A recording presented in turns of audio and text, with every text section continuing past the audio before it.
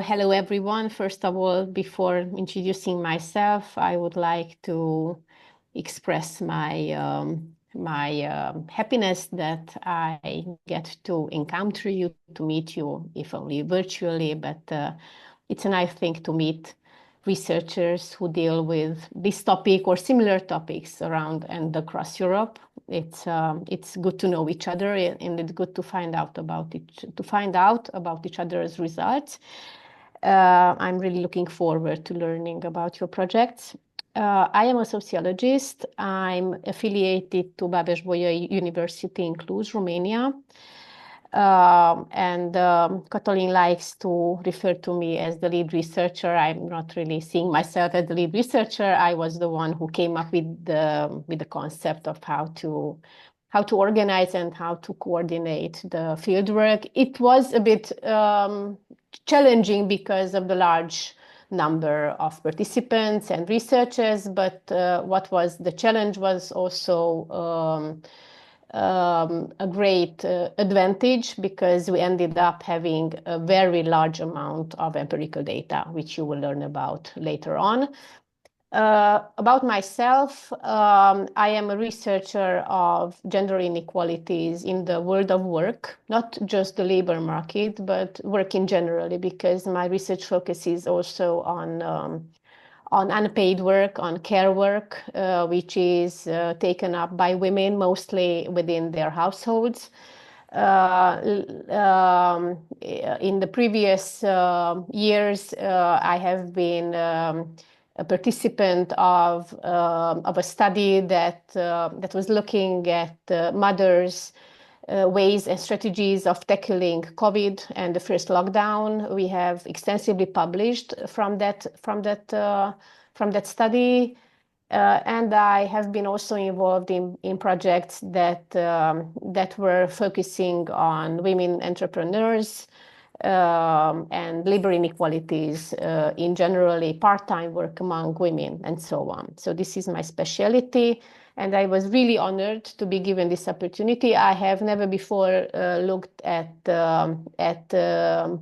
academia, so this is my first project on academia, and it's a wonderful one because there are so many layers and a huge complexity of this project, and you can see that in spite of this being a hot topic, a very largely discussed topic, the data do not really show really big advancement of women's share in STEAM domains. So it is very important for us to understand the reasons behind this inequality. So this was my short presentation. I would like to switch to my presentation. I will do my best of sharing it. Let's see.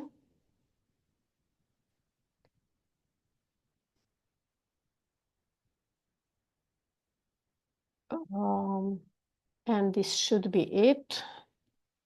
No. Can you see my whole?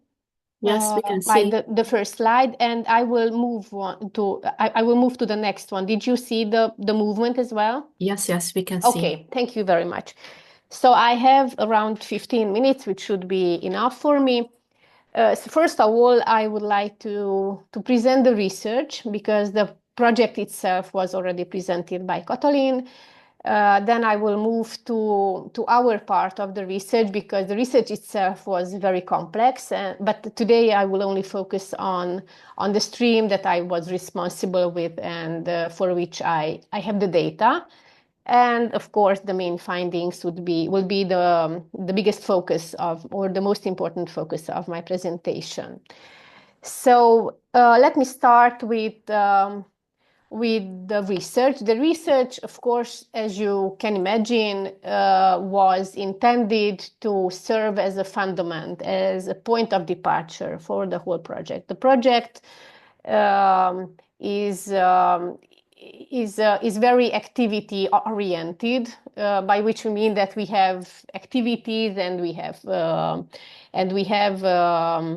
strategies to deal with women in STEAM. We would like to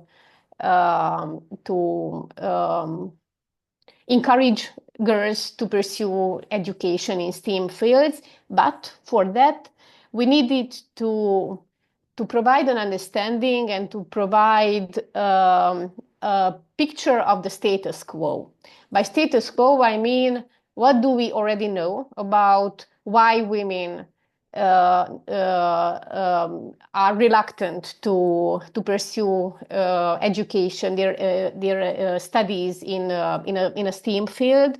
What are those social factors that are preventing them from doing so? And even if they do, even if they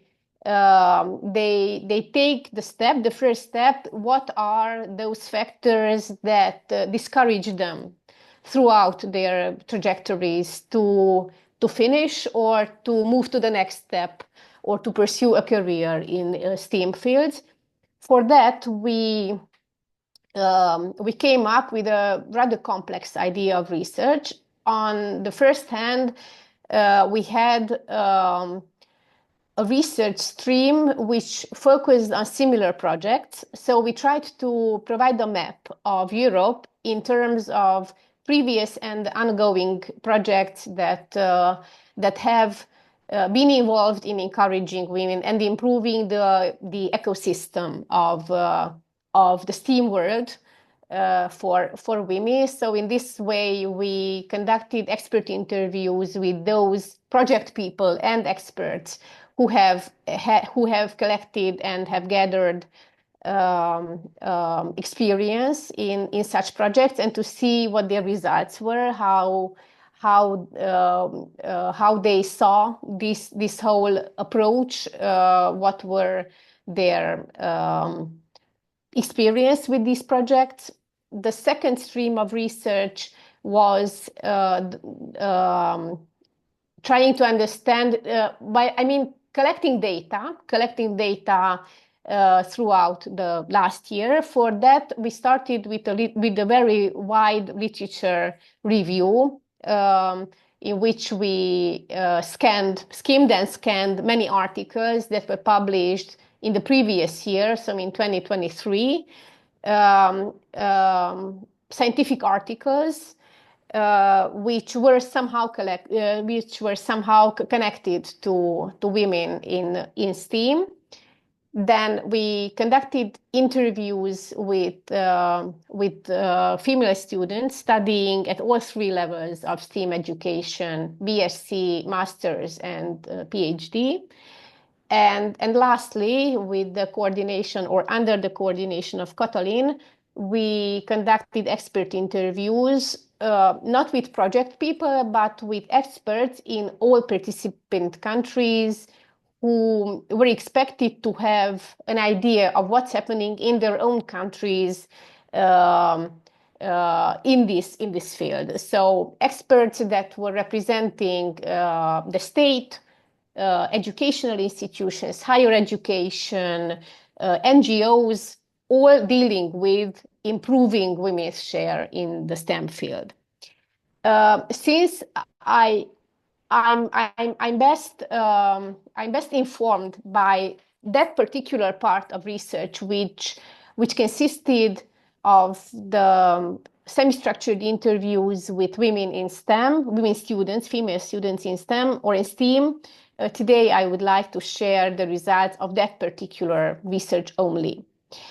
I'm just speaking about the 97 semi-structured interviews that were carried out in 16 European countries.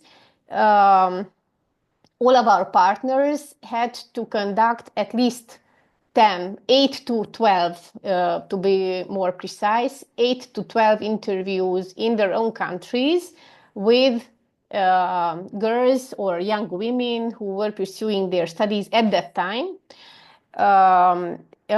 in whichever STEAM field that they found. Our partners were encouraged to try to contact young women from all of these three levels of study, so that their sample is not very biased and not very unilateral. And they were also encouraged to try to diversify their sample in terms of scientific field. So not only focus on mathematics, but try to include women from engineering and computer science and so on. As you probably know, the A letter from stream comes from arts. So we also had we also did our best to involve or to include in our sample young women who were studying in some sort of art field or artistic field. And the last attempt that we were not really very successful in, but we also wanted to include women who were dropouts.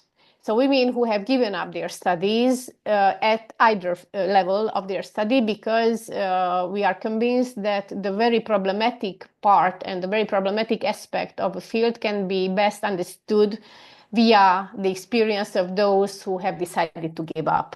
But that part, I'm just sharing an inside knowledge. That part wasn't really successful. We really didn't manage to find as many young women dropouts or opt-outs as we planned. As for the European sample, most interviewees came from engineering, biology, ecology, and computer science. The sample was roughly equally distributed between the bachelor's, MSc, and PhD levels. And as you can see, out of the 97, we only managed to contact 2 opt-outs.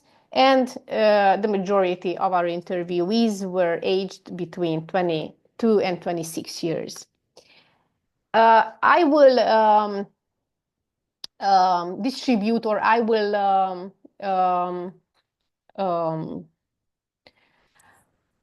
present our findings in 3 subchapters, or 3. I will divide. I'm sorry, this was the word I was looking for. I will divide my findings subchapter into 3 topics. So we were looking at many things, in fact, but for this presentation, I'm only focusing on 3 topics: motivations, obstacles, challenges, and opportunities. I'm going back to the previous slide. So in terms of motivations, we applied a double approach. On the one hand, we asked them directly what their motivation was in starting their study journey in a STEAM field. But on the other hand, we asked them, especially at the beginning of the interviews, to share their journey, to just simply tell the story of how they ended up becoming a female student in a STEAM domain, having in mind the conviction that people not always have a very clear image of their real motivation. So we wanted to explore the underneath or the underlying stories, the underlying motivations that they are not always verbalizing. And from these 2 sources of information, we grouped their main motivations into 3 groups. Of course, the biggest majority of our interviewees have underlined or have emphasized their personal interests and aptitudes as the main motivation for their application to a STEAM scientific field. So the fact that they recognized from their high school years that they were good in a certain subject, and they were also encouraged by their teacher. And I'm also moving to the next motivation. They were very they have really stressed the importance of their environment, both their family and teachers, to encourage them and to legitimize the fact that as a woman, they are entitled to be good in a male-dominated, in an otherwise male-dominated domain. These motivations came up without us directly asking about it. So the very importance of parents who have never told them to give up studying mathematics as a girl, but who encouraged them that it is a good track, it is doable, and they provided them with a good perspective. And also the role of teachers. The role of teachers is a very important and a crucial one. And the third motivation, or the third type of motivation, is the belief that that studying or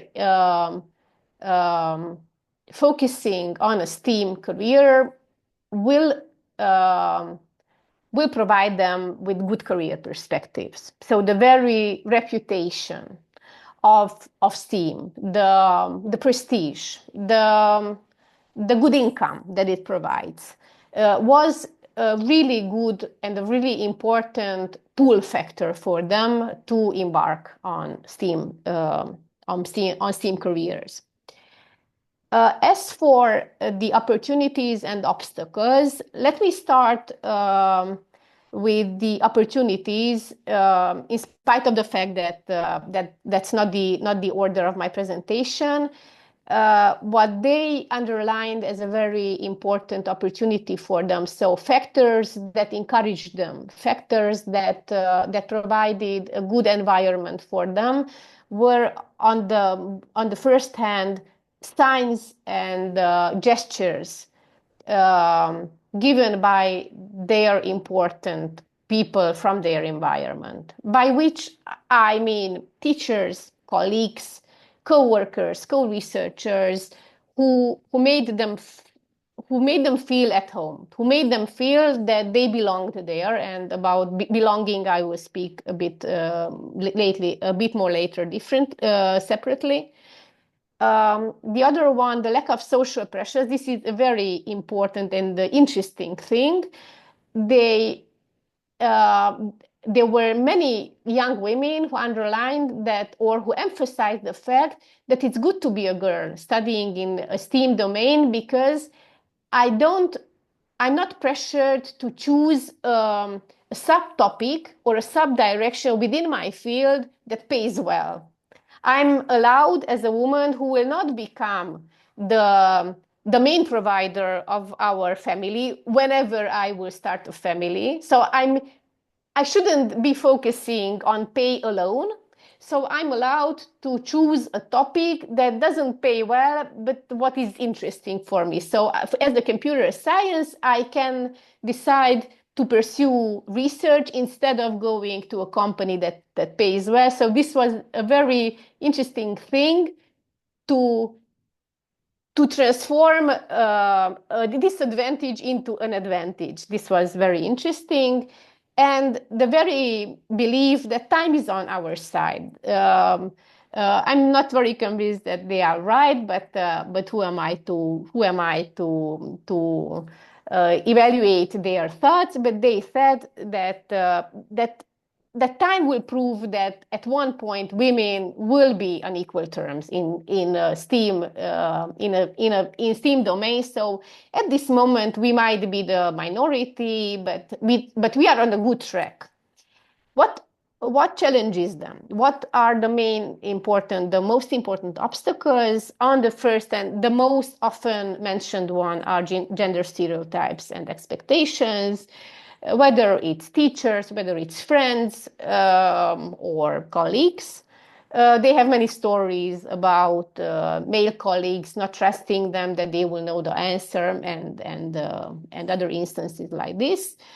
The incompatibility between women's social roles and the representation of the STEM scientists or expert. By this we mean that the STEM scientist, the ideal image of a STEM scientist is a man who dedicates his whole life and all of his wake work hours to his work and does not have a family, does not have other responsibilities. And even as students, female students were very aware that they will not be able to meet this expectation, and hence the difficulties in balancing work and family.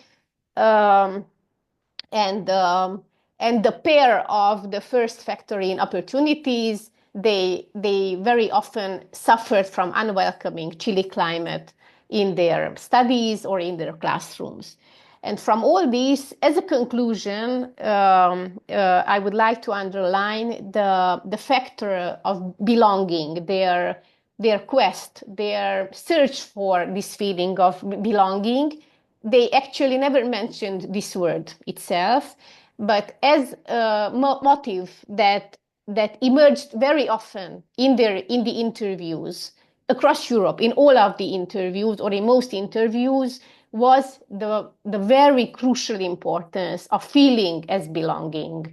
They suffered if they did not feel that, and they were very happy and very content if they were given this possibility to feel as belonging to the STEAM project or the STEAM study group that they were a member of. So what our next step is to write an article of this belonging feeling, to try to explore all the multiplexity and the complexity of how this belonging is understood by the female students, and perhaps also formulate some policy recommendations, especially for schools and university programs, what they can do in order to ease that thing, to give this feeling of belonging to the very few women who are embarking on studies in field. So this is my last argument. I'm really looking forward to your presentations and to your questions. Maybe we can find similar points in our research. Thank you. Thank you, Réka. I think one of the most interesting thing what we found is this sense of belonging. I don't know if I should call it a sense or a feeling, but it's something like a sense of belonging.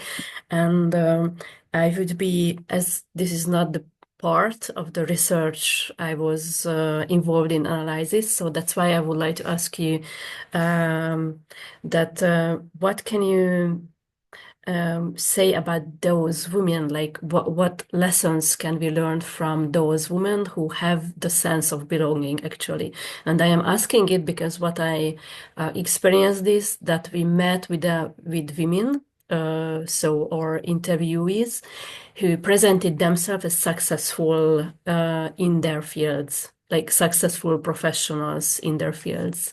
And I know that we were looking into the challenges, into the barriers. But what would you say that what those women do who have this do like good, like well, who have this sense of belonging? Have you met with this? Yes, in many times. With so this actually, experience? Yes. They were grateful. They were grateful and consequently very motivated to outperform their male colleagues, to become even more motivated, to dedicate even more time to the program, to excel, to find additional fields in which they can prove their competence. So I think that the experience of being accepted, and I'm really not trying to become a psychologist. So this is not psychology on my part because I'm not a psychologist. It's a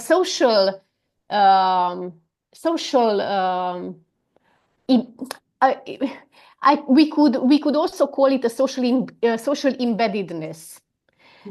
So being accepted, feeling herself as a legitimate member of the community, not being asked very often, why are you here? What are you up to? Why are you representing a minority, not being challenged in your competence.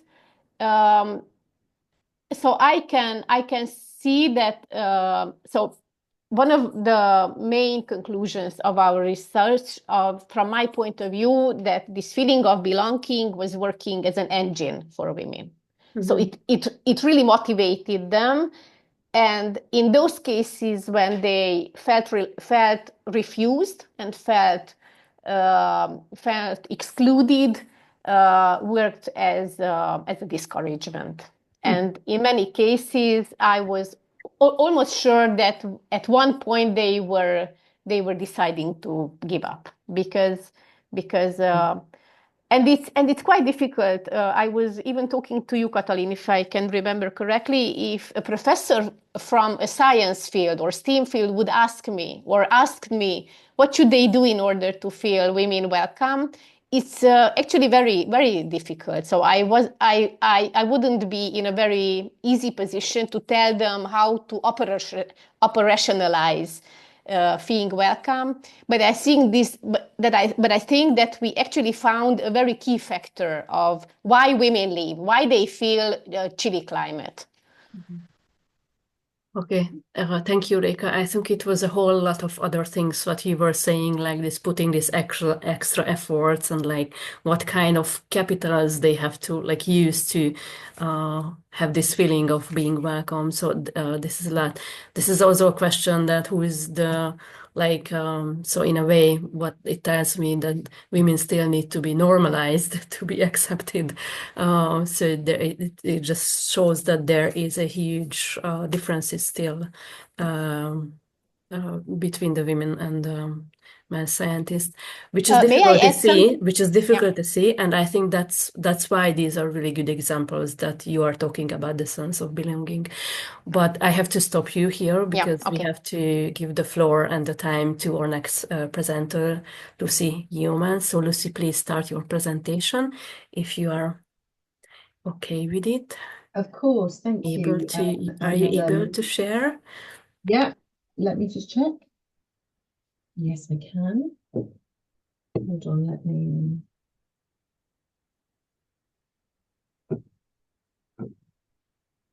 Would you like me to quickly introduce myself first? Yes, please. And can you speak a little bit louder? Because of course, I'm sorry. Yes, I did. No, I'm sorry to ask this, but it's no, it's okay. important that can everybody see my screen? We can see your screen, the first slide. Yes. Excellent. Okay. So yes, just to introduce myself, I'm also a sociologist. I'm based within the School of Education. So previously my research has looked at social inequalities in STEM, because I'm really interested in social class and how that intersects with gender and race, ethnicity, to amplify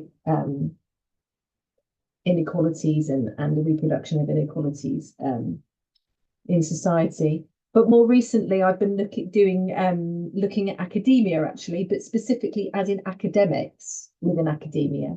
So, and I think it's quite interesting to think about that in terms of higher education in general, because I think that there's an assumption that you've got to university, and that means you've made it, and there are no more barriers, and there won't be any more barriers, and there won't be any more obstacles. And then it's a little bit of a sort of a harsh awakening, I think, for some. So I was so interested to see your results, Réka, and I think that you will see that there are some points of overlap between the things that I'm going to present here. It's a slightly different project, but I'm not going to start talking about the project. I'm going to start with the slides. I'm hoping you can see it. This is one I use when I'm talking about equity, diversity and inclusion in STEM and in STEAM to people who are perhaps scientists or engineers. So they have some knowledge about the ideas around ED&I and some of the problems and some of the challenges. But I like to start with a little thought exercise. So I'm going to give you the same indulgence, even though you may be very familiar with these ideas. And I want you to think about, from your experience, has there been a time where you felt like you were an outsider or you didn't belong? It's that word again. Or you may have self-excluded yourself from prestigious pathways because you thought that they were too difficult or not for someone like you. Or you may have seen other people around you being treated differently to you, where you've managed your behavior in a certain context or overcompensated. So there's that notion of, you know, overworking. So people won't stereotype you so that you belong. You're just like those, you know, people from a shared socio-cultural background. Well, you found it difficult to say no to a task that you don't want to do, or you've not understood that particular choice was, you know, generally seen as better until it wasn't an available choice for you anymore. So I just want you to have a little think whether that resonates. I'm seeing, well, amongst the panelists, I'm seeing smiles and nods. Yes, Yeah, definitely. For sure. The reason I've chosen these particular things, I won't take too long. The reason I've taken these particular things these are things that have been generated for literature around how inequalities manifest in day-to-day living and in day-to-day spaces for gender and for social class and for ethnicity. Of course, there are other kinds of characteristics that are marginalized, but I'm just going to focus on those three today. I find it really hard to talk about gender just on its own. I do think it's really important to understand how gender operates and how social class operates and how race and ethnicity operates. But I find it difficult to only talk about it, so I'm not going to. I'm sorry, I'm not completely following the brief. So hence I put gender, etc., equality or equity, depending on your preference in higher education. So here are some of the problems that I see. We know the stats. I mean, this is a UK stat. It's getting a bit old now, but white middle-class males, so not just men, but white middle-class males make up 43% of undergraduates studying STEM subjects in the UK. That's a phenomenal percentage. But when you look at other subjects, they only make up 29%. And that's really interesting. And I expect that hasn't changed since I got that data back in 2018. And similarly to what Réka was saying, this continued pervasive chronic association that there are certain identities that are natural to certain disciplines. So there are certain people that just naturally fit within science. There are certain people, and you can't even just say that, you know, women are a more natural fit to humanities, because there are hierarchies within arts and humanities subjects as well. Within classics and philosophy, those sorts of subjects are still skewed towards white males. And women in education is the other end of it, or women in biological sciences. Oh yes, women can be in psychology, social psychology, but not in a hard science, because that's where the brilliant people are. And there's some really interesting research that's looking at the higher the level of brilliance that's associated with a discipline, the lower the representation of women and other minorities. Also, the current economic landscape, more and more people are going to university, but that becomes more and more high risk for them. And we've seen that, how it's playing out in terms of students' use of AI and other things. And it means that when it comes to subject choice, they're less likely to want to take a risk on a subject that won't necessarily convert to a job, clearly convert to a job. And I believe, and I did try to find some data on this, and I only found a kind of mention of it in a report. I'm sure the data must exist, but I expect that risk, because I know that there's research around risk and, you know, sort of choice management more generally, that underrepresented groups are less likely to want to take high risks.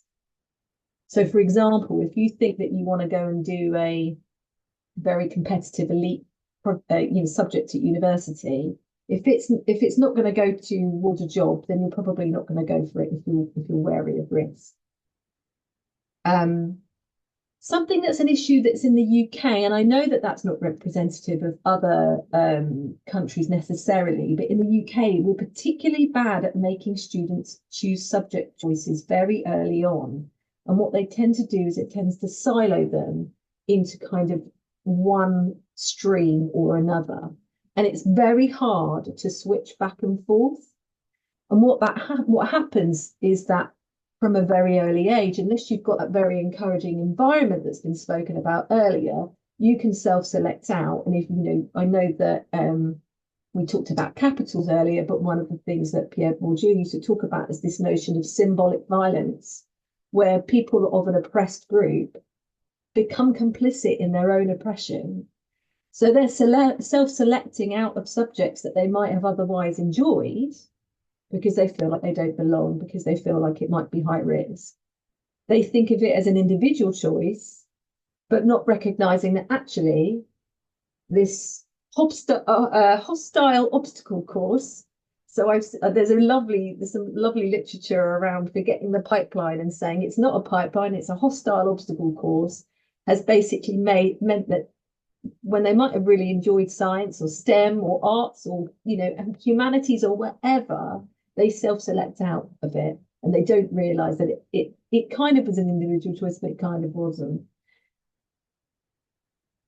And in terms of actually thinking about STEAM, because obviously this is very sort of STEAM arts focused, in terms of STEAM, one of the wonderful things about STEAM that we all know is that, it recognizes that in the real world, we're not divided into arbitrary disciplines. The real world is complicated and messy.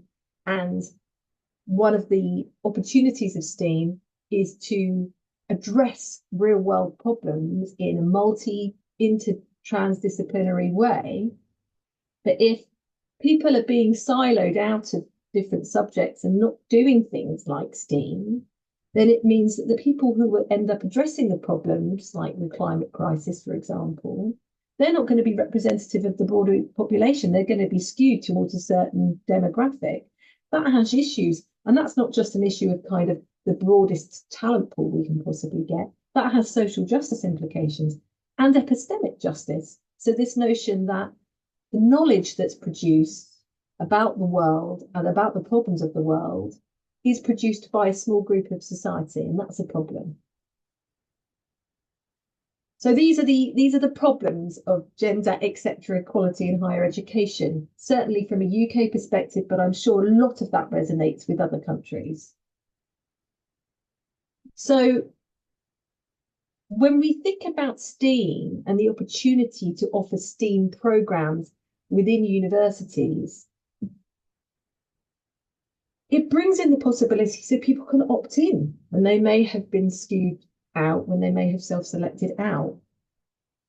And we talked about subject stereotypes earlier, and that's come up a couple of times.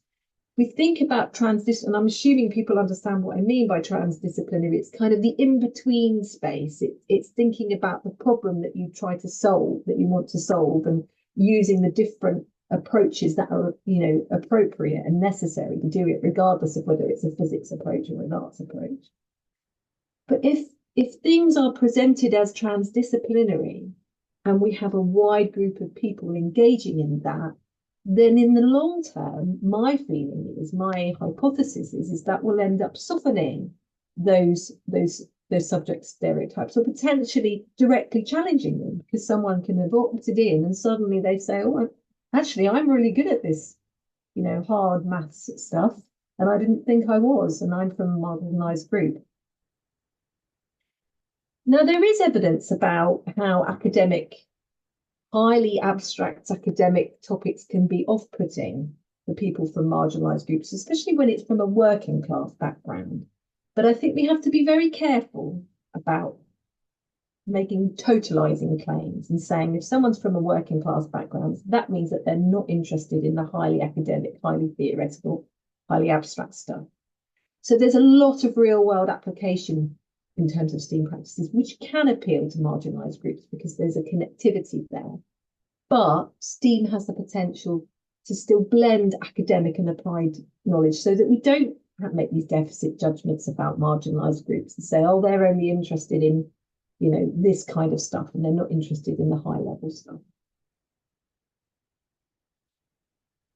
I do want to talk about the fact that there seems to be an assumption, and this has come out of some of the work that we've done in Road-Steamer in terms of desk-based literature research, that there seems to be this just assumption that by being STEAM, it's already inclusive and it can fix the gender or diversity problem.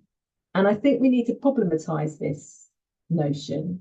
What we found also in terms of our literature searches in the 𝗏𝗧𝗘𝗏𝗏 project is that, and this is in academic published literature, that loads of it, I mean, I'm talking about nearly half of the stuff that we looked at, doesn't use any theory at all. I mean, we talked about loads of constructs today that are theoretically based. Sense of belonging is a highly constructed notion from social psychology. Capitals, if you're thinking about it in a Bourdieusian sense, comes from sociology, and there's a whole theoretical framework about that. And when we're doing our research, we do that, but they're not applying it, and that's a problem. And in fact, I've written a whole paper about why that's a problem if you're interested in reading it. But for me, in terms of diversity, it can have a danger of reproducing inequalities. I've read a paper that's looking at academia that says it was written by mathematicians about their mathematics department, and the conclusion was women leave mathematics because they have babies. And that was the end of the paper. There was no discussion about perhaps the lack of structural support that might have been available within the department for them to come back after they had been on maternity leave, or, for example, challenging discrimination, because there's lots of evidence about women being discriminated against as they return from maternity leave because they've had a lovely relaxing break. I mean, obviously that's a complete nonsense. If anyone's ever been on maternity leave or known anyone who's been on maternity leave, that's absolute nonsense. And I would say, we can talk about that for a long time, I expect.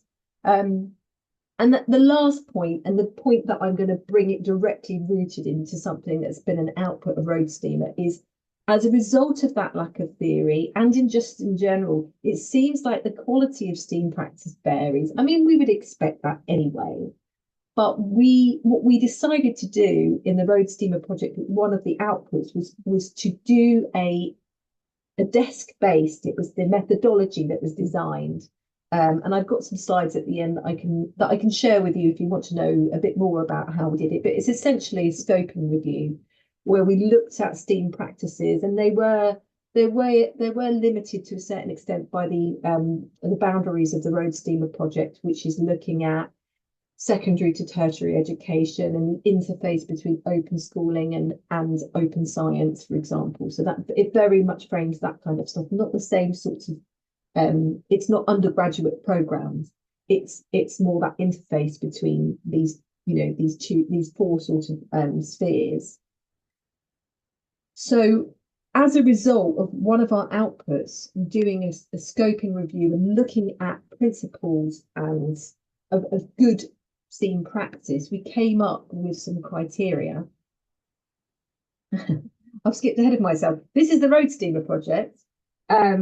So I'll come back to this.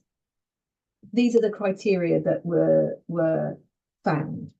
So to be good STEAM, it needs to have some element of creativity, and that doesn't have to necessarily come from the arts. The arts shouldn't be seen as being in service to STEM. It should be an all-round principle of STEAM practice. It should involve collaboration. It should involve disciplinary interrelationships.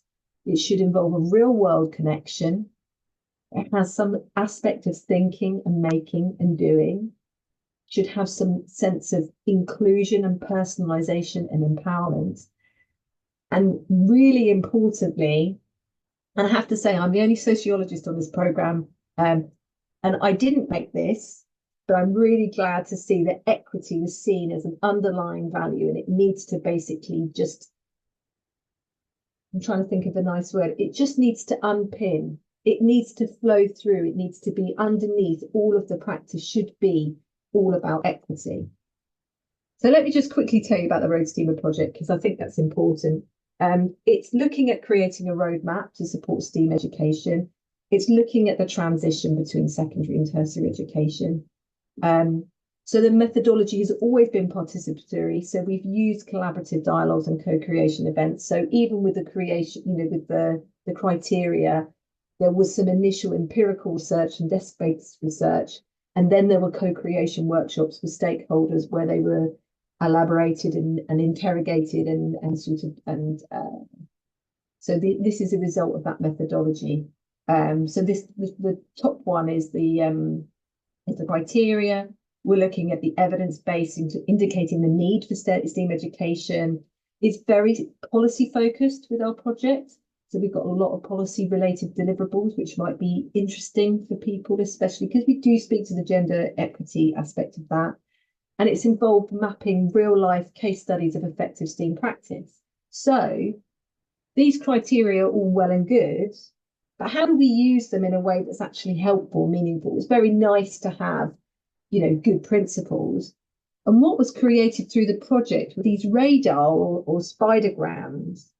And what we did as a collective, all of the consortium, we had identified through a different work package, lots and lots of STEAM practice across the European landscape. And we created case studies of them, and then we assessed them against those criteria, and we created these spidergrams. And this is one that is from a higher education context. It's a collaboration between the University of Birmingham and a Greek university. And they're developing practical workshops for primary and secondary schools. So there's that kind of relationship between higher education and secondary education. Highly sort of thinking, you can see it's all about visual arts. So you can see that the thinking, making and doing and the creativity are really highly scored on this particular one. And because it's the particle physics group, then the disciplinary interrelationship scored high. But actually the equity was okay, but it wasn't as high as it could have been because they hadn't particularly prioritized making it either specifically for a marginalized group or putting things in place to make sure that they were there. And I think that this is really important. I've done research before looking at out of school science stuff, extracurricular activities, and the impact that has on people's ongoing retention in science and those sorts of subjects. If you've heard of the 𝗚𝗲𝗏𝗏 project, I did my PhD on the 𝗚𝗲𝗏𝗏𝗏 project, which came up with the science capital construct. And what we see from marginalised group is that opting out again of things and activities that may not be their kind of thing, may not be where they can see themselves going. But also there's lots of evidence around people from privileged backgrounds, resource hoarding, opportunity hoarding. Well, that looks good, being very strategic. Oh, I'm going to use that for my benefit. I can see that would benefit me later on in these sorts of senses. So actually there's an imperative, if you want to address equity and diversity, if you want to address underrepresentation, that you're going to have to put in a bit of work to make sure that you are engaging with these underrepresented groups, that you put things in place. And I think, that question that you asked before about, how can we take good practice or good experiences of sense of belonging? I think that's complicated. I think that involves creating dialogue with the group that you want to involve, because I think one of the things, I think we can have some insights and understandings from our research, so we can think about things more broadly. But what we don't want to end up doing is very top-down initiatives of what we think. One of the things that really bothers me in research and in academia and in real life is that you can have good intentions, but that doesn't mean that you have good outcomes necessarily. In fact, you don't even have to have bad intentions. You could just have neutral intentions and still have bad outcomes. So this is kind of my last slide. But I just wanted to come back to that question, and I think that would be something that would be interesting for us to discuss, of how we can, in an equitable way, in a way that speaks to social justice, but also to epistemic justice, that respects the perspectives of people who are from underrepresented groups, and doesn't sort of say, well, we think we know what the issue is, so let's just give you a solution. They may say, well, I'm not interested. So I hope that's been useful. I hope you've got a sense of what, the 𝗏𝗏 project is about. I've got a link to our website that has on this slide, that has the interactive map. But the major output of this project is a roadmap of policy recommendations in terms of STEAM education. And there is definitely a gender equity and inclusion aspect to that. So when that's published, I'd be really happy to share with this group. Thanks very much. Okay, thank you. I also would like to recommend those who would like to learn and how to turn STEM into STEAM education, visit the 𝗏𝗏 website, because there are lots of useful materials. And speaking of the social justice and equity, so what really catch my eyes from your presentation is this expression of the danger of reproducing inequalities. And you well explained that, for instance, if diversity is not viewed from the framework of the structural, institutional, background or factors, so then the equality can be reproduced. And I'm really interested in if you have discussion in your project, or what do you think of the role of art in the STEAM methodology in reproducing inequality? Art as a way of reproducing inequality. Similarly to we have, that's such an interesting question. I mean, we haven't really had, because of the nature of the project, it's the equity and equality and diversity inclusion does not have the same central focus as it does for your project. So it doesn't feed into every conversation we have. I think that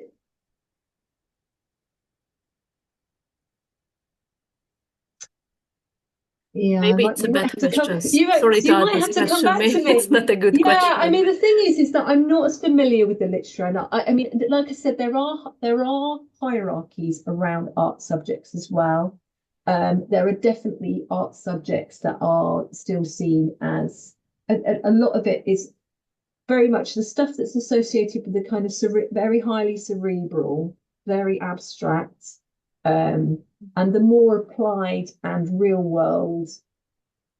So I'm just doing some revisions on a paper that looks at thinking about cultural capital in two different ways, thinking about use value and exchange value, cultural capital from a working class perspective. And I think that, one of the things that distinguishes the use value, one of the intrinsic things is an object that has, I've got nothing, an object that has nothing, no value. This is an origami rose. I'm trying to think of a cultural object that I could show you. So the use value of this object is pretty minimal because it's just there to look, beautiful. But if I had a teapot that I had obtained that was from a exotic, and I use that word very critically, an exotic location, I would be maybe putting that up on my shelf. This does answer your question, I promise. I would be, I could put that up on my shelf, and I could have my friends come over and they could say, "Oh, that's a beautiful teapot," and I would say yes, and I'd tell them the story of how I'd obtained it, and it would, it would give me a form of cultural capital, because people will think, "Oh, well, Lucy, isn't she so well travelled, and she's so learned, and she has such excellent taste." I'm sure people say that about me all the time. But the people who originally used that teapot would say, "This is just a teapot, that's its function. It's vital in my life, but it's just a teapot. It doesn't mean anything beyond that scope of its use." And Réka talked about labor, the labor that women do in their homes. And I think when we think about arts, if there are arts where there's a really obvious use value, then I can imagine. I think there is. That's why I'm asking that. I think this is something we have to think of those who would like to promote STEAM approach. Why is the art there? Is it so it has a meaning? I think it has a value because STEAM approaches for to turn education more inclusive on a more equity-based environment. Yes. So I think it has a meaning and it has like a risk, how you put it, for the example of diversity, that it will create inequalities without an intention to do it. So that's why I'm really interested in it. How do you or your project see Definitely. I this think question? we should carry on this conversation later. It's definitely been a bit of a they've been very receptive. My colleague, who's the lead at Exeter, is an arts educator, and she's sort of very politely saying, it's not arts for STEAM, they're not arts for STEM, it's STEAM where the arts have a very equal place, please, please, please. And we've seen how the arts as described has evolved throughout the project because people are coming on board with it. And this is very much entrenched within the discourse. It's the economic argument. We need to get more people doing STEM because that's going to help, our economies, and it's going to help address world problems. We need more people going into STEM. We know that we need to have better equality. Women like the arts, so let's put arts together, and that's that's why exactly I have this question. So what is important is that we really have to be careful how we define the A within the STEAM. Okay, so thank you, Lucy. Thank you for your presentation. And after getting this very good overview of where are and what are the challenges and actually how should we improve STEAM education, let's hear Eleni presentation of a real case of STEAM, of implementing a STEAM approach in higher education. Okay. Hello everyone, and thank you once again, Katalin, for the invitation. Can you hear me? Yes, Okay. we can hear you. Okay. And if you could start with introducing yourself a little bit, a few words about yourself. So my name is Eleni Chatziadaki, and I'm a postdoctoral researcher at the Department of Computer Science at Norwegian University of Science and Technology. I originally come from Greece, but I live in Norway for 8 years, almost 8 years. So you can understand my pronunciation is not, it's a Greek one. I have a computer science background and I hold a PhD in human-computer interaction. And my current research focuses on interactive learning environments and game-based learning, but also in STEM education. So I am a part of this project, 𝗚𝗏𝗧𝗍, that I will just present you right now. I need to share my screen. Can you see my slides? Or maybe I have to open it a bit, I think, yeah? Yes, we can see your slides. What about now? Yeah. We can see it, yeah. Both are good. Okay. So if I go... and we can see the change. Okay. In your slides, yes. Okay. So I will present the STEM Learning Ecologies project, also known as 𝗚𝗏𝗧𝗍. And a case study we implemented in NTNU. The case study is linked to an NTNU course that is called Customer-Driven Project. And its main goal is to bridge the gap between university and industry. So I will start with some basics for the project.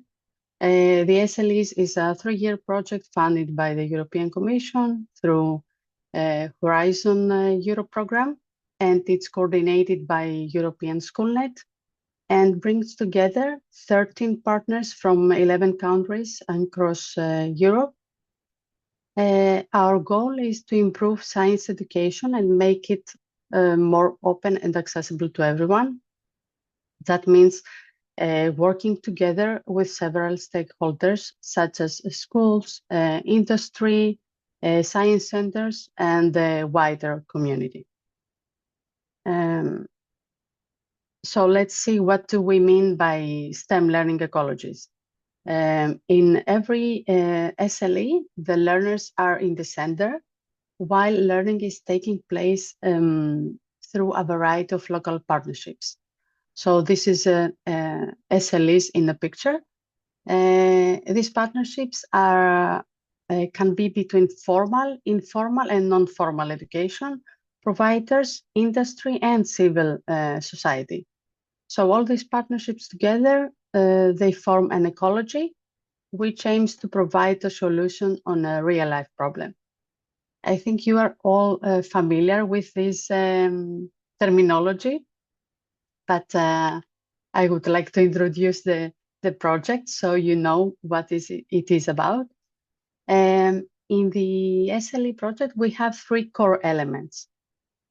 So first is STEM, that promotes creativity, critical thinking, and real-life problem solving by combining all the aspects of science, technology, engineering, art, and mathematics.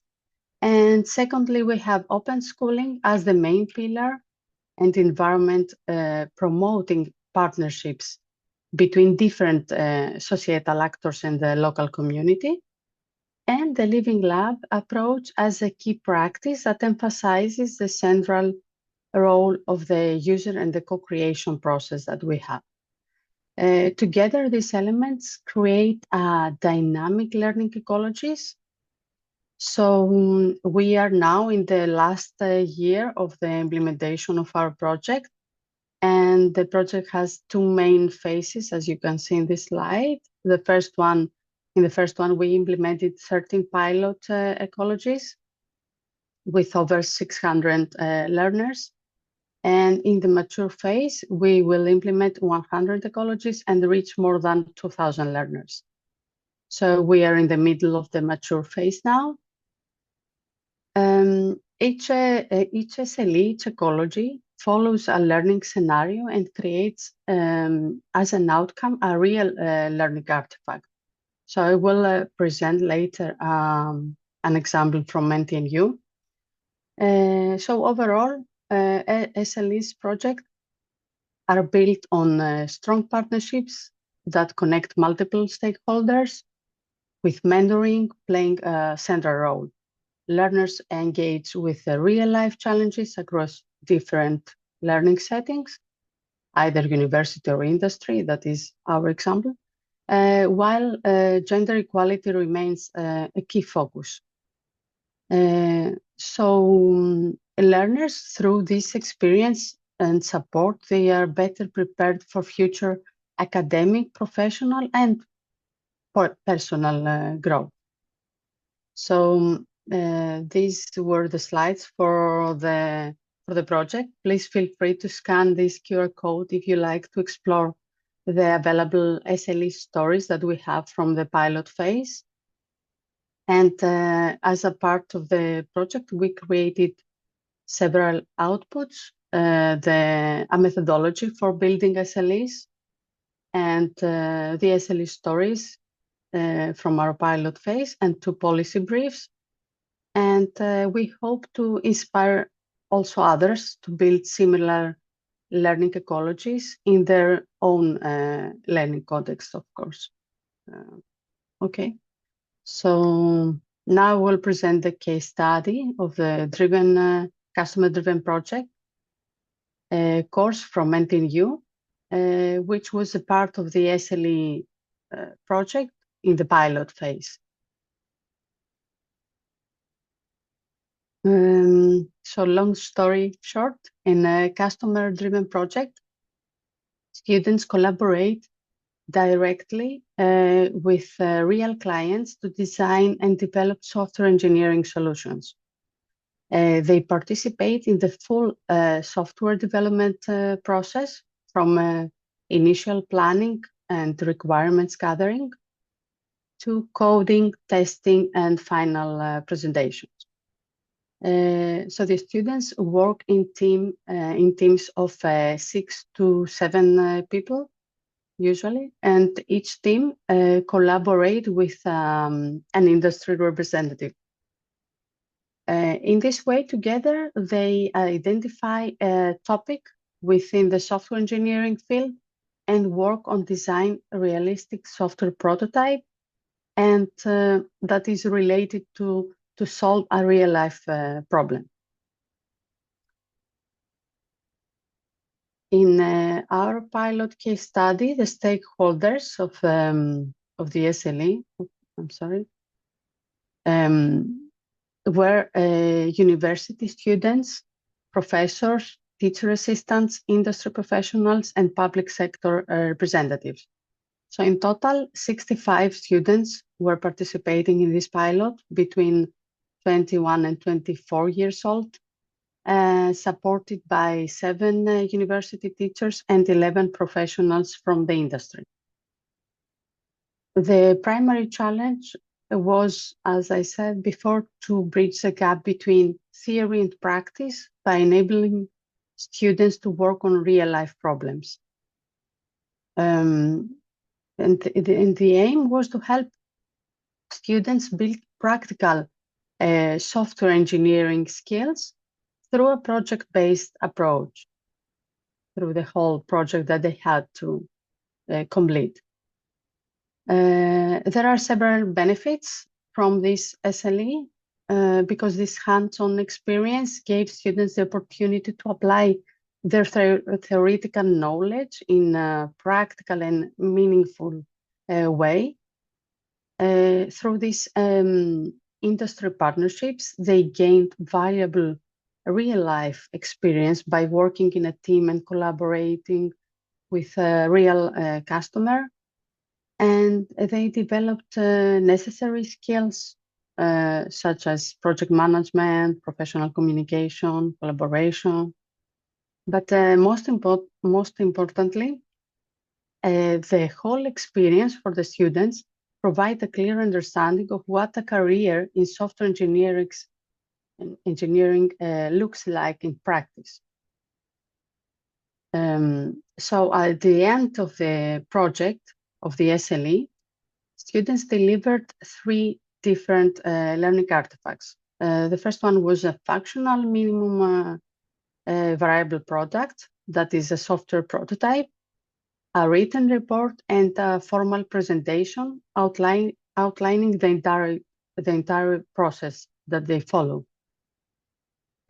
Some examples of these artifacts are a virtual reality training application that we can see in the picture with the students working collaboratively, and a software solution for education and healthcare. This is only an example. We had almost 5 different software products. So about the gender balance in this course of NTNU, this table shows the gender participation in the course over a 7-year period from 2017 to 2023. You can see the year followed by the number of the teams participating, not the students. And then we have the number of percentage of male and female. So we can clearly see here the increase in the female participation. In 2017, women represent only 23% of the students. By 2023, we had almost 48%. So while male students are still the majority overall, the gender gap has become much smaller in recent years. This is very encouraging development in the course, showing that more women are joining the course and would like to participate in software engineering projects. I would like to share with you some examples of studies on the gender balance in the field of software engineering.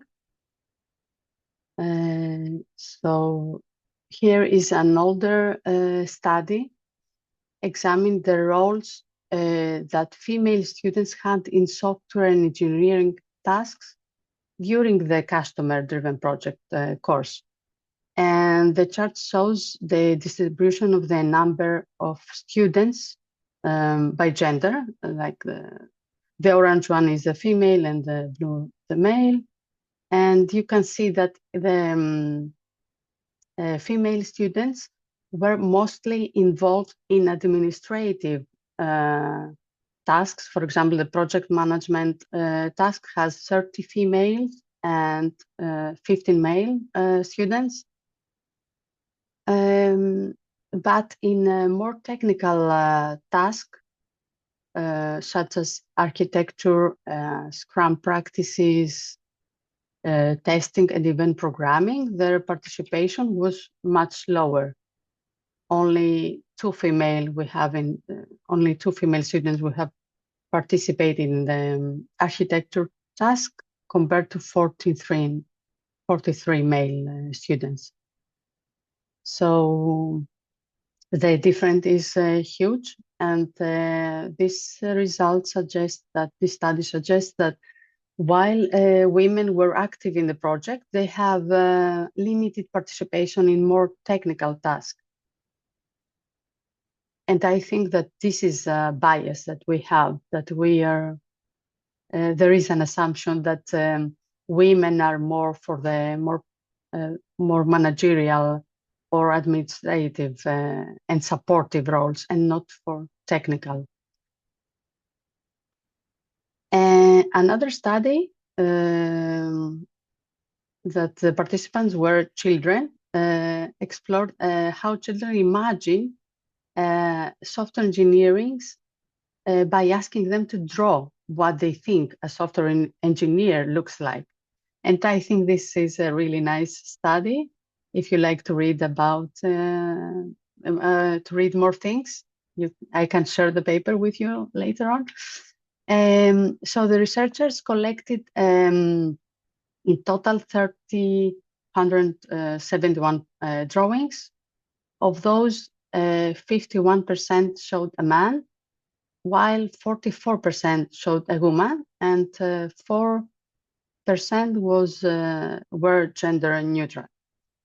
So compared to older studies, these results are promising.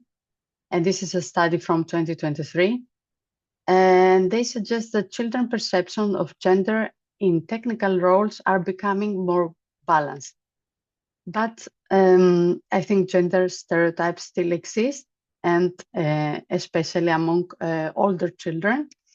And in this, specifically in this study, when the researchers grouped the results from the students by age and gender, among 11-year-old girls, only 23% drew a woman as a software engineer, while 54% drew a man, and 23% of the drawings, the gender was unclear.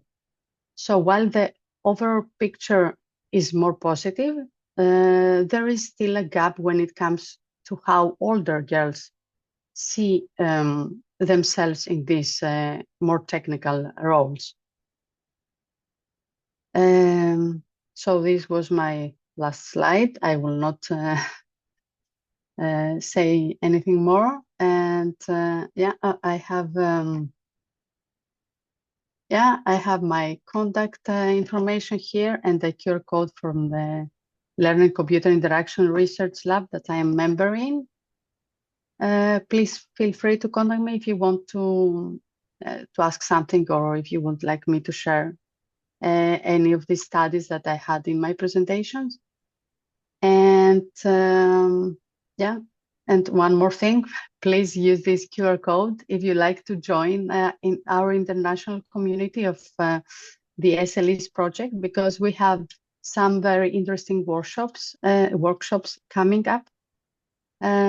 So please feel free to join our international community. It will be nice to share your thoughts with us. Yeah, thank you very much. Yeah, thank you, Eleni. Thank you very much. I have to stop share now. Well, Well, you can leave it here, so people okay. can still have the chance Yeah. to scanning your information. And in the so I would like to encourage the participants, because we are still have participants with us, to enter your question under the Q&A tab or under the chat tab. And till we receive question, I would like to ask you, so you were talking about what the university students learn. So you said that they learned project management, they said they learned software programming, and I don't know, they analyze real world problems. But how does this project or this project based course helped them to improve their confidence, or how this project helped them to stay motivated to enter into the professional world? So what about those skills, which are not the hard skill, but the confidence and the career plans? I think because of this project this course is a project-based course, and can be transformative, let's say, for women in software engineering, because the course allow students to apply their skills in a real world setting. So they have to collaborate. They have every week they have meetings with an industry representative and with a supervisor, and they need to bring the theory that they have learned from the university into practice, into real practice. So I think for women, this experience challenge the stereotype that software engineering is a male-dominant field. And because of this study I showed you earlier, in the course, we have now this role rotation in the teams, inside the teams. So everyone needs to pass a bit from a program or more technical role. At least we encourage students to do it, and I think this is a great opportunity for students to see how it is to work in the field, let's say, and have and get a holistic picture of how it is to work in a company, to work as a software engineer, and not only as a project management or something less technical. So it's basically experimenting all the roles, and they have the experience that what they figure out what they planned, they can implement it in a real scenario. Okay, since we have not received any questions, I would like to have one more question. Lucy has a hand up, so before I ask any questions, just please go on. Well, yeah, I just wanted to quickly check if there was anything in the Q&A first, but I was just thinking about what you were saying, Eleni, about the project-based learning, and it's project-based learning. So there's a university in England where they had the engineering department has transitioned to an entirely project-based learning approach. Like all of its programs are like that, and they've done it as a way of trying to support gender equity in engineering. And actually, I did a very short literature review to try to look at the evidence around it. And this is another one of those examples where people were saying, "Oh, it's great," but there was no real understanding of why it might be great. What are the mechanisms? How are the ways of working? And I'm thinking back to something else that you said, Eleni, in one of the studies about female students being disproportionately doing administrative tasks, and there is other evidence of that. I can point you to a paper that someone that I've worked with before has done, where they've done a lot of research looking at sense of belonging, and they did a study, I think, in the physics department at the University of Exeter, where they had videos looking at experiments, and they actually did video analysis of how the students were working together, and basically the same thing happened, is that the girls stood around making notes while the boys did the doing of it. One of the things that we've been talking about at the University of Exeter is perhaps post-pandemic doing a bit of a hard reset of expectations of students. And I wonder whether maybe that's something that we could be thinking about in terms of trying to create this more welcoming environment, of saying at the beginning, this is an inclusive environment. These are some rules, like they do in some schools, especially primary schools. These are the rules of behaviour. These are the rules of engagement. I'm wondering whether it might be a good idea for us to present some stats on the ways of working, not gender inequality in terms of representation, but, you know, in lab environments or in workshops, you know, girls tend to be given the administratives, giving that up front and saying, you're going to be working on a project-based, using a project-based approach. We don't want to see this. We want to see you actively working towards sharing these tasks more equitably among you, and how you work together will be one of the ways that you will be assessed. And I wonder whether that will help equip, I don't know, I'm just thinking, I feel like there's a good potential here in terms of that transition between the university and the world of work that you talk about. Whether that, I mean, there is a question, does that set them up for ways of working in the world of work, or does that set women up to think that working together is going to be much nicer than it really will be when they actually end up working in a formal, you know, for an employer who may not be as inclusive. So yeah, I mean, it'd be interesting to know your thoughts about that. It's not really a question, it's just more of a, this has made me think about these ideas. No, thank you very much for sharing all your thoughts. It's really interesting, and you please share this study with me if you like. I didn't know about this in the University of Essex. It was this engineering department that turned all the project-based. The University of West of England. Western England, okay. Which is a university that historically serves a more diverse student population. It was, yes. Yeah. But that happened before I haven't heard of an update around it, but because the pandemic happened in between. But that was definitely something they were basically going all in on. And it was quite I'm building a whole new department, a whole new building to try to accommodate it. I try to connect what you have just said, Lucy, with my last question, because I think so eternally it's important to speak of how to turn the universities into a welcoming environment, which for me also means like it's like a safe environment. At least before they enter into the workforce, we can turn the university as a safe environment. So what I would like to highlight here is the welcoming environment, the welcoming learning environment. And as a closing remark, what would be your like a main message based on your research result, your project experience, of how to make universities safe and welcoming environment for everyone, so more gender equitable and more inclusive? Like, what do you think, what is really necessary to have at the universities if we want to make these institutions more welcoming and more safe for everyone? I know it's a too general and too like broad question, but like, what do you see? What is really necessary that needs to be there? Well, I answer because I was going to let someone else go first, but I think universities have to put their money where their mouth is.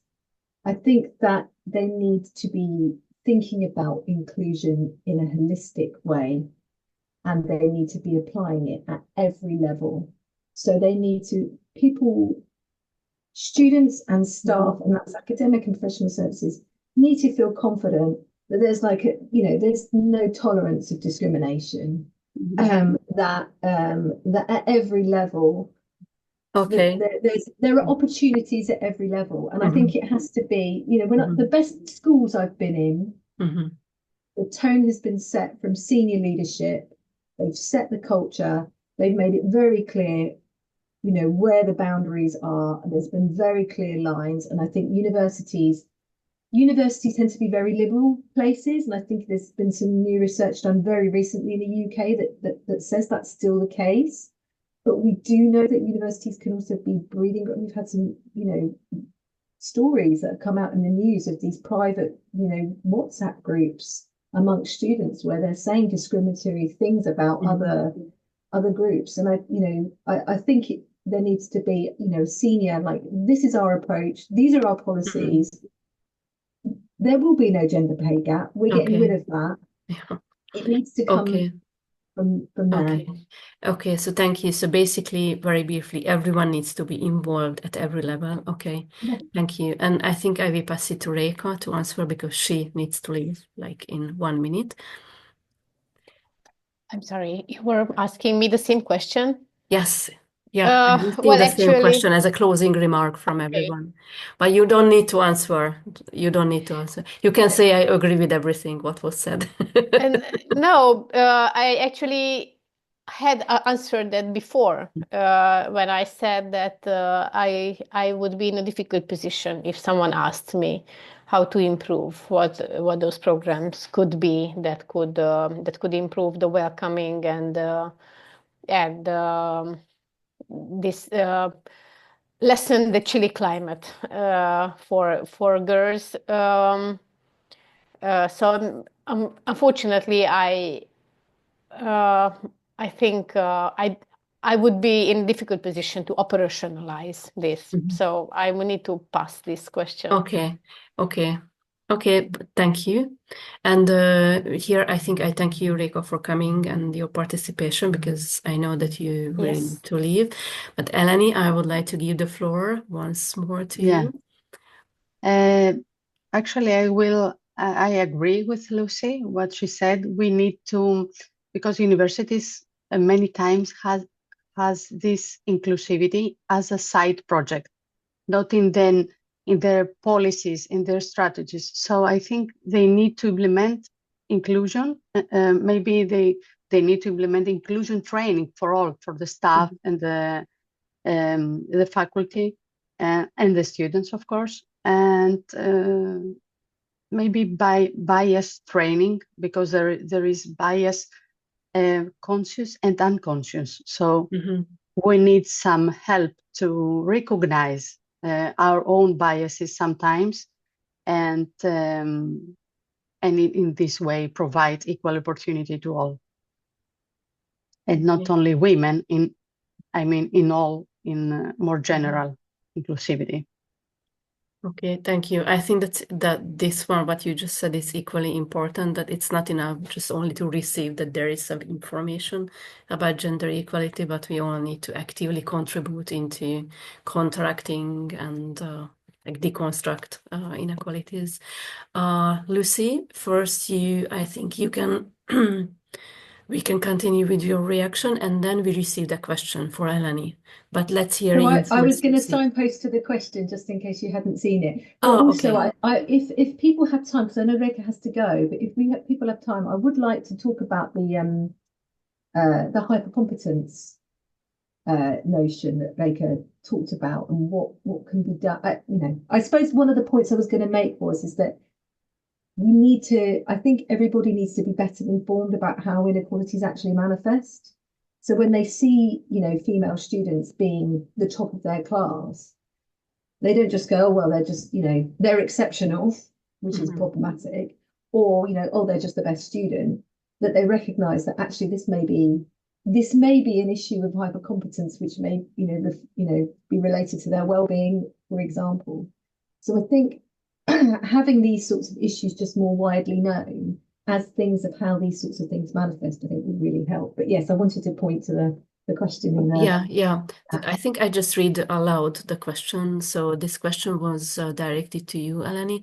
So thank you for your presentation and valuable work. Did you have any gender-based criteria or approach in the project for how to help students transition from the academic world to the business one regarding gendered experiences such as inequality, barriers, treatment, belonging? And how can universities prepare students for this huge change? Is it their responsibility? I think it would require another presentation from you to answer this question, but the floor is yours. Yeah, So yeah, I can explain that yeah, this course is a master course, so the students take it in the last year of their studies. And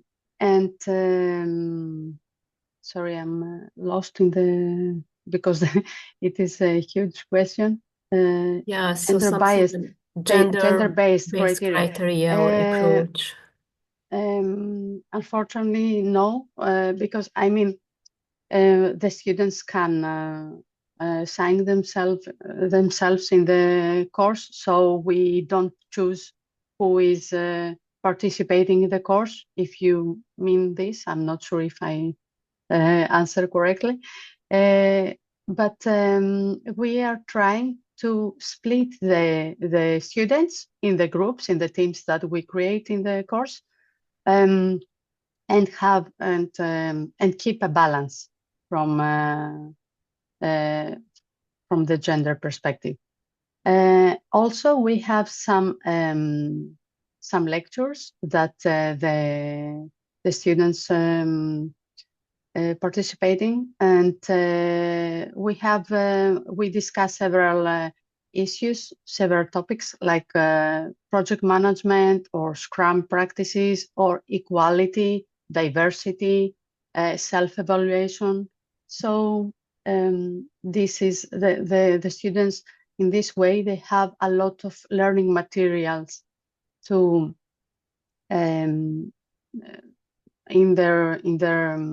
they have a lot of learning materials, and they also have their own experience by collaborate with the customer and the client. So we, as a university, I don't think universities can prepare students for the huge change, because it's a huge change. But if you have some project-based courses, then you have hands-on experience, so you have hands-on practice, and they can see if they like these pathways, these career pathways, and they want to follow it or not. So I think not only in software engineering, but in general, we need to have more practice and less theory in the universities. And if it's their irresponsibility, I'm not sure if do you mean the responsibility of the universities or of the students? I suppose from a university's perspective. But I think it is part of university's responsibility to provide to students more practical knowledge, and not only theoretical knowledge. I hope I answered the question. I think it's also a very interesting question, because it somehow assumes that the change, or maybe continue this thinking, the difficulties, the challenges are outside of universities. And actually, this is something which really resonate with the research results we have in our research. And this is going to be my closing sentences. So it was interesting to see, because what we gathered from our data is that, so we as a representative of universities, that what they think, what are the challenges the women face in universities or in secondary education. And there was a tendency that the representatives of universities, they were speaking of the challenges outside of the university. So the challenges either coming from the secondary education, from the parents, from the teachers, and it's coming after they graduate from the university. So there was this tendency. So this is, I think it's also interesting to see that how the universities see themselves. Okay, I think it is time to thank you for your presentation and participate in this webinar. And thank you for the participants, the attendees to come. And I think it was really like useful, valuable, and especially that we move from theory to practice. So thank you once again. And we will send all kind of useful information to the participants. Thank you, Kathleen, for organising. Thank you very much. It was my pleasure. I also learned a lot from you, so thank you very much. Thank you. Thank you, and have a nice afternoon to all of you. Okay, bye. Stay in touch. Bye. Thank you. Bye.